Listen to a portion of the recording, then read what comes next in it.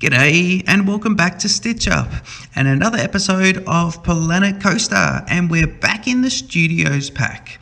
I hope you're enjoying the series so far. It's been a whole lot of building and not a lot of placement, and that was my mandate. And I know I've said that a few times, but that was my whole point of this series, is to build and to challenge myself. And this episode, we're absolutely challenging myself. So I've done a little bit of video editing here. Well, that's right, we're actually doing the Temple of the Log Flume. So this ride at the moment doesn't have a name. So if you have any suggestions for the name of this ride, please leave them in the comments. Don't forget to hit the like and subscribe, and any comments are super appreciated on my channel, Stitch Up. I always read all my comments. I try to reply to them. Actually, I do. I think I reply to most of them, or I intend to. And yeah, so that's probably enough about that. Let's get straight into this. And you can see here we're doing we're filling out this temple complex. Now, I started off using the archway. It's like a castle archway, I think, and I'm making a bit of a base for this temple, not symmetrical, but just making a base on which to build it upon. In a little bit of time, you'll see that I swap out the base because the Vintage Pack released, and with the free update, I think it's 1.7, but with the free update we got the planter boxes and all of the stuff that came with the planter boxes, and they are freaking amazing. The planter box parts are just, they make me think theme park, they make me think forecourt. I am going to retrofit the shite out of Sunset Studios with those planter boxes. But what I will do as well is I remove this base here and I pop them down onto and they become the base. As it turns out, you hardly see the base of this building. As the building progresses, we hardly actually see it because there's a gold floor that goes in some points, and really in other points it's a narrow passage that the log flume is passing through the temple. So you'll see that the base comes, it makes an appearance here, there, but it doesn't actually feature. And that's fine. I think it's still fine though, because one can't build without the base. So I thought the base really helped me to work out what I need and where I want my boundaries and how do I want the temple to look. And at this point I really was hoping that the temple would be a pyramid structure, but it actually becomes a bit more of a ramshackle temple that has been obviously, built on the side of this mountain. It's at ground level, and we make some terrain changes. Maybe water even plays a little part in there. But yeah, as you can see, the temple building is coming along. So the idea in the log flume is that, very, very early on in this series, we built the log flume ride. And in that same episode, we fitted out a massive ride queue that was themed up with quite tropical. I think it still needs a little bit more detailing. It looks a little bit new, and I think I need to make it a bit older and darker. The other thing is I've used two different materials. I've got this material here for all the walls, and it's almost gold. Not this one, but the material you see for the walls. This is the gold floor, though. I love the idea of gold everywhere. Gold floor, gold walls, but different golds. So this is just a temple piece that I've that has a bit of a shine to it, and I've just made that a bit more gold. The idea of this room is it's the final chamber room before you go outside. So this is where all the treasures are, or some of the treasures are. I have got the Tiki shop front there, and it is on the left of this room, but that's because when you approach the room, you come through a tunnel and the room opens up, and that will be directly ahead. My downside here is that, mind you, have a look how that torch glows against the gold wall and the gold floor. I think that's great. I mean, I think the lighting and special effects in this game is freaking masterful. How did the people who, I'm just going to say this, and I don't mean to sound ungrateful, but how did the people who made this make Jurassic World Evolution? Because It's just amazing. This game plays beautifully. The mechanics are beautiful. The placement, the creativity is beautiful. And the effort it took to put this game together, even to get it ready for release, is huge. And then they didn't stop. They keep improving it, and it's amazing.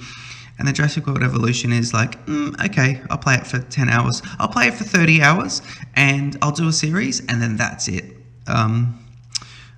Wow, how do we get onto a Jurassic World Evolution rant? But I hope to not sound... I mean, you know, I still think Jurassic World Evolution is a good game, but this is in a different league. Different league. All right, anyway, so Chamber Room. So the idea is it's a final Chamber Room before they go back out to that other lift hill. And the lift hill is one of about 3 that head up to the top of the mountain before the final drop. So I've got a few treasures here, and another thing with this particular video is I've got all the footage together, and then in each of the sections I have edited it down just to the best bit. So when I start building a room, you can see a room start to go together, then there'll be a cut and it'll show the room fairly complete. I don't think I need a 55 to 65 minute video with just, you know, basically just placing wall pieces and then placing another 30 wall pieces. So I've tried to keep this one a little user-friendly, maybe a little bit more engaging. Yeah, now these jewels here are interesting. I can't seem to get the jewels into any really cool colors, but I wonder if it's the room I'm putting them in.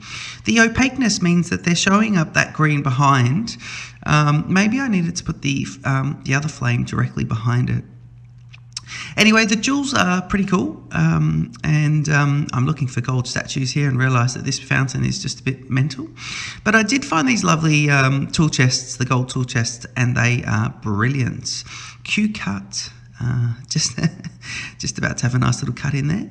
I even did some transitions in this one. Oh yeah, the snake makes a reappearance as well, so we do put snakes inside there. Animatronic, of course. So we can see that room sort of come together now, and now I'm starting to build up the I think the skeleton of the ride. So I've got this central dividing wall, and I do like the way I'm starting to get to know that if I do a wall on an x-axis and I want a y-axis to come to intersect that, I know that a temple piece has to be used from the base to pull it out, and then my only differential is going to be the height, because I can then pull that temple piece across and it'll make a perfect right angle. But then the height is the hard one to get. You have to eyeball it.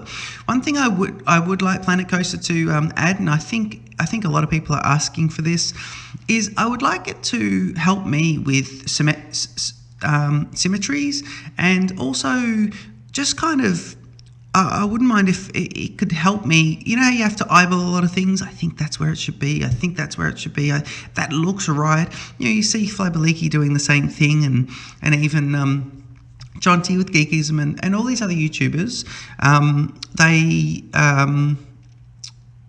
Everyone just keeps saying that eyeballing things... yeah, the angle snap helps to a point, but helping me with where is dead center, snap to dead center, snap to even. When I'm bringing things up to a height of another scenery piece, I should be able to select the scenery piece and make them the same height. Anyway, that's just a little wish list, but I think that would take the game. For someone like me who likes things to be quite symmetrical, that would take the game to another level. But yeah, I do get that you can pick a scenery piece, hit X, so it's got the advanced move, and then add the new scenery piece, and it will line up with the axis of that. I do get that, but it just sometimes it isn't. It doesn't help. It doesn't help with bringing things up to exact heights. It does help with lining things up, but sometimes it doesn't help with getting things right up to their exact heights, and moving pieces left and right and up and down. So yeah, this whole temple, we start to put traps in, and I'm not going to use the display sequencer either. So here we've got the saw, and we've got the logs that fall down. And I'm starting to just place them, and the idea will be that, you know, in a minute I'll go along and put in just this no sequencer, but just setting triggers off using the ride, and I think we end up with 9 triggers or so all up, as you'll see. This is actually my first ever. These are my first ever triggered pieces that I've ever put into anything. I have never put triggers onto rides. I've seen it happen before. I thought it looks pretty self-explanatory, and so I just went ahead and just added them in. And one thing that confused the hell out of me is that it renumbers the triggers. When you put a trigger, so you put a triggered element in, you got 3 triggered elements, and you add a 4th triggered element between the original second and third triggered items, then it renumbers them, and so it moves that last piece back to 4th. What was 3 now becomes 4. So you just have to remember, don't go adjusting always number 3 thinking it's the same one, because if you've put something else in and it's not been after the last one, then chances are, well, it should be renumbered. So that caused a little bit of confusion. As for the height changes of the temple pieces, I kind of like that it gets a little bit ramshackled here and that you get these little ledges. See, this is a nice little ledge here that I can put a little, and you can see we're looking for gold bits, but you can put a nice little gold something or other. And in the end, I put a torch on. And the torches are quite good because these will be dark passageways. These passageways are somewhat lit by natural light because we have we end up putting like a roof over the top of the temple, but it's got some grooves in it. It's got very much like one of those Indiana Jones where some natural light comes into the chamber and it just peers in. And so we also use the mountain. We bring the mountain to the ride in this at the end of this as well, and we fill it in that respect. So yeah. So I guess where we are with Sunset Studios, let's talk about Sunset Studios. So last episode we put in a monorail and a new entrance. I'm actually going to do a live action walk around for next episode, and then I'm probably going to take a little break from the series while I relocate to the other side of the world. Excuse me for 1 second while I drink my coffee. Yeah, that's right. Stitch Up is relocating to London. It's been a big plan for quite a while, and it's been sort of on again, off again for various family reasons on both sides of families. And anyway, it's happening. 4 weeks or 3.5 weeks from now, I'll be, or 3.5 weeks from when this video is being narrated, I'll be on a plane heading to London, and I hope to pick up my, I will be picking up my Stitch Up channel again. I definitely will be. One thing I've been using, I'll just let you know as well, I use a 15-inch Alienware. It's a freaking awesome computer. I don't know computers very well, but I know this one's unbelievable. It's so good.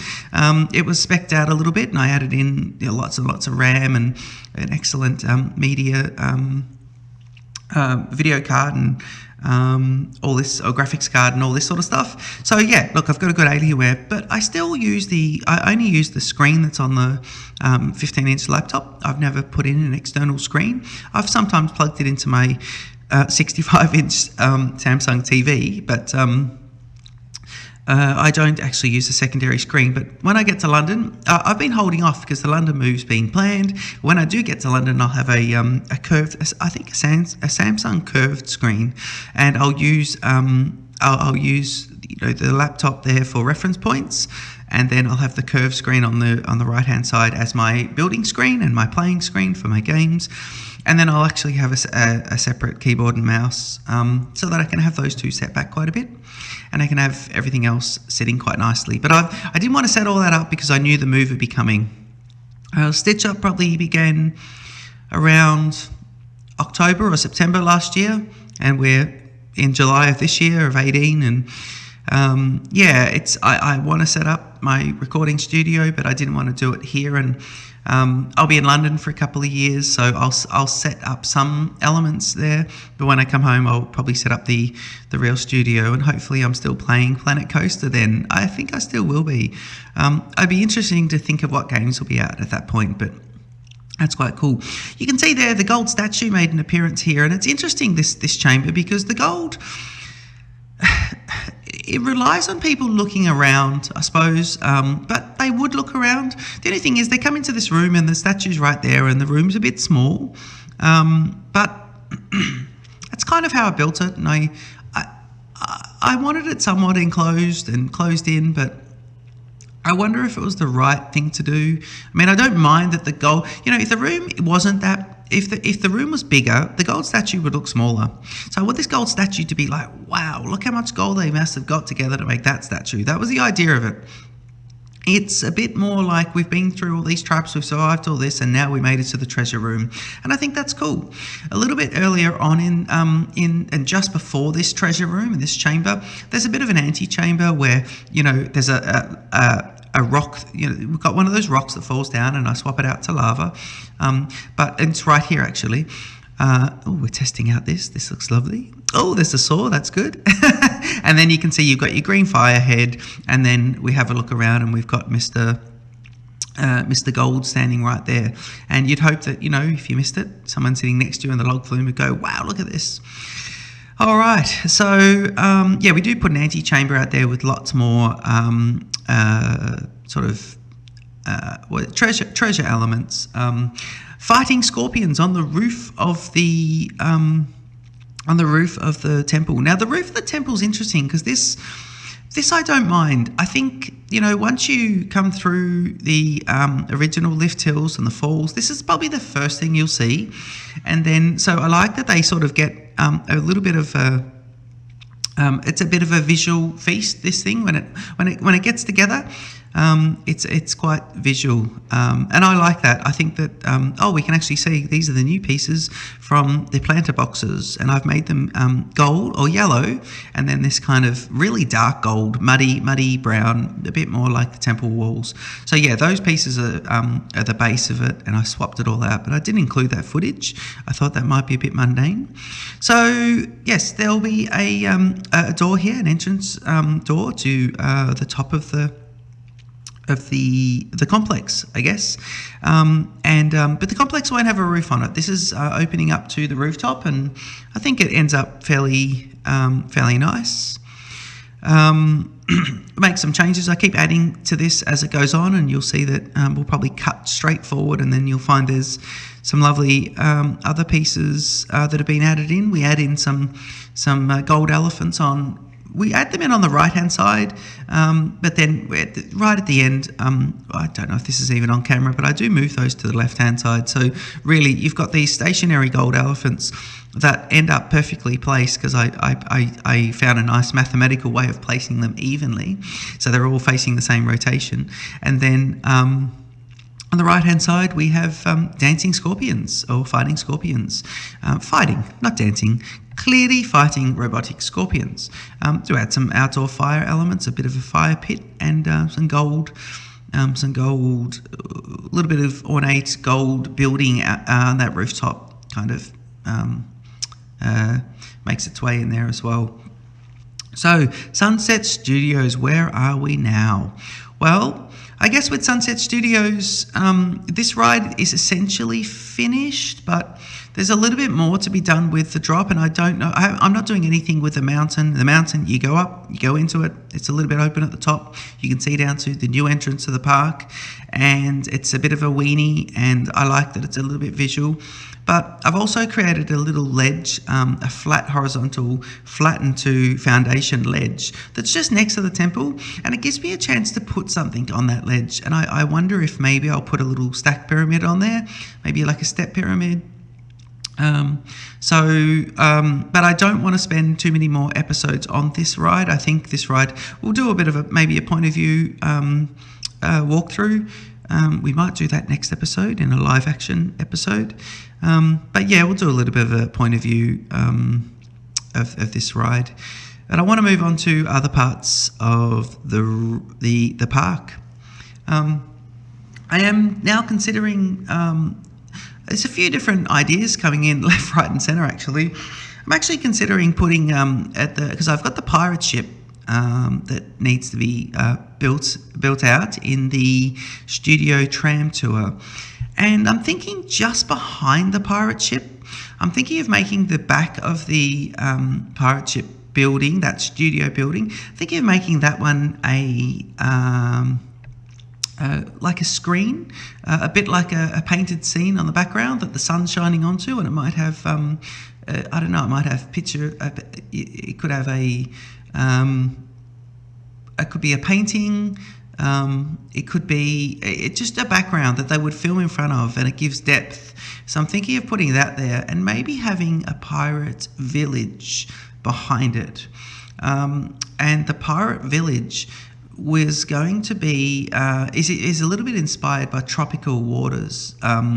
So I was thinking of I think it was Estam Wolf Sorry, apologies if I've put the wrong YouTuber in there, but I think it was Estam Wolf who put out a video just recently of some water and some large seamless billboards underneath that had a tropical nature to them, just a stationary picture. But when he put it onto directly under the water, it just looked really sort of, it looked like the Bahamas. It looked really quite sort of,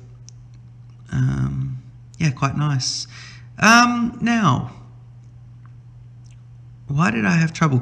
Oh yeah, so I'm building this whole temple complex here, but whenever I select like the original, this gold pillar on the left, if I try and copy all those pieces and move them across, and they're made up of say 7 pieces, if I try and do that, it turns out that it kind of, you can't move it directly left or right.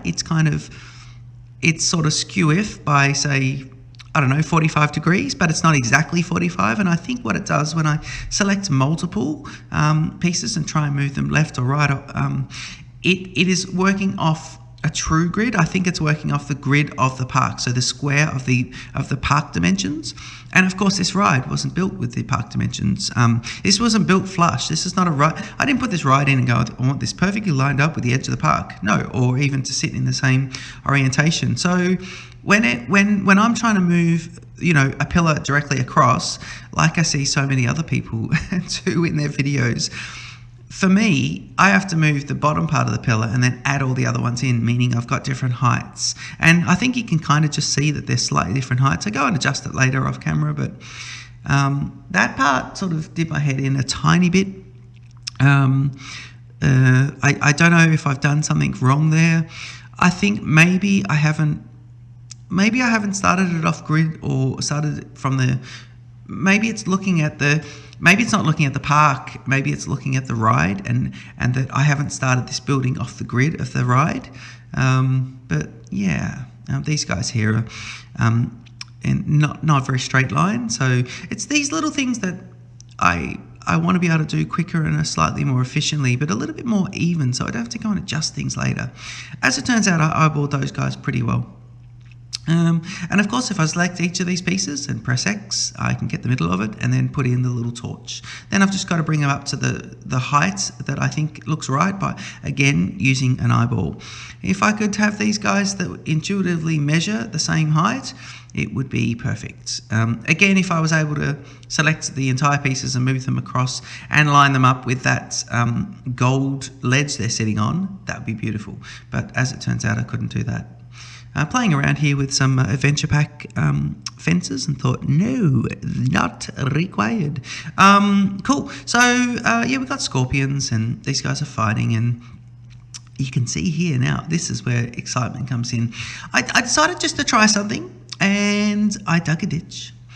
And you can also see that just as you come out of that chamber room, I've now put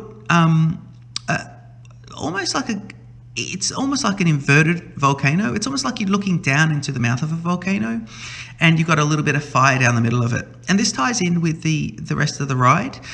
We're using the red rocks, and we've got the juxtaposition of the red rocks versus the volcanic black rocks that have set. So it's almost like, in the ride, the top of the it's like a top of another volcano that's a lot fresher, and it hasn't been dormant and then set. But the ones over near the ride queue, the black rocks, they have been set. So we've got these two different rocks, and they play out quite nicely because they're on either side of the path. And I do like that the rocks are carried through from the new flat ride that we just put in on the left-hand side of this area, and then on the right-hand side you've got more of the red rocks, some of the black rocks, and then inside this ride you've actually got a lot of the red rocks too. And of course, I do want water to play a bit more of a part in this, and water is interesting because we do lose some real estate in the park, but I add in a little lake here, or not lake, a little river. And in the end, I make the connection to join it up just on the left there. It joins up with the splashdown area, and I change that water to a nicer, cleaner water. It doesn't need to be tropical, it can still be quite dark, but this is really cool because I put these rocks in here. I flatten to foundation, I flatten to surface, or flatten to foundation, but drop down a couple of meters. And so it creates a really deep lake, and it's got a really nice sort of edge to it with the rocks. Put the rocks in, and then if you have a look at that, that is great. I love the way the water and the rocks and then the trees on the right look. When we do a bit more of a point of view, we'll have a bit of a look at it. I do like a couple of things that I love here is I do like the colour of the ride, this rusty red colour. Everything over here looks a bit red, and the base colour is this red. And it's the theme. This park has been built in the desert, so it's like they've done that because, it's part of it. And it's made to look like it sits in there. It's a natural part of the setting. And I really like that it also shows off the trees, all the greenery, any water that you put in. I think the gold shines out nicely against it. And I think even just the gold and the fire, and I think they all come from the same kind of palette, the same end of the colour spectrum as one another, and I think they tie in really nicely. So yeah, look, I go along here and add a few more plants, and I don't think I put all of this on camera, thank goodness. Stitch Up. The Ratchet and Clank world is still going to be directly behind this ride, and now I'll be able to board that off. And have coming soon Ratchet and Clank World, and I think I'm going to do that. I think I'm going to actually put in hoarding and boarding, and put in coming soon Ratchet and Clank and all that sort of stuff. And I think it'd be nice to have that sitting there as coming attraction for while I build the rest of the park. I like that.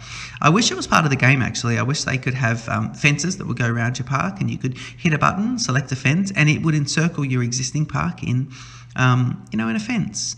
It's all got to do with biomes and things that I know other people are asking about, because I really like the idea of changing up the biomes, the entry points, and all this sort of stuff. I think if we had cityscapes, I think if we had an ocean front so people can put a pier and have just ocean, they're looking at ocean and nothing but ocean, I think that would be all kind of cool. I think it's time to swap up the biomes. I think the way the game sits at the moment, I don't think it'd be that much of a challenge for the Frontier to do it, but yeah.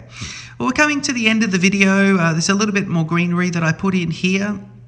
And of course, we've got this lovely seaweed, but we just sort of put it on there. And look, the ride, it's kind of like, new but old, and there are a lot of pieces already. I'd love to see how many pieces. I think the rocks are a big number, so I think there's a lot of rocks in the park in general. But that was part of it. The rocks are. All my rocks are placed carefully. They're placed with purpose, and they're placed with a theme in mind. It's not just placement and jaggedy and the roughen tool. Remember in the previous park? But the previous park was a Stitch Up adventure.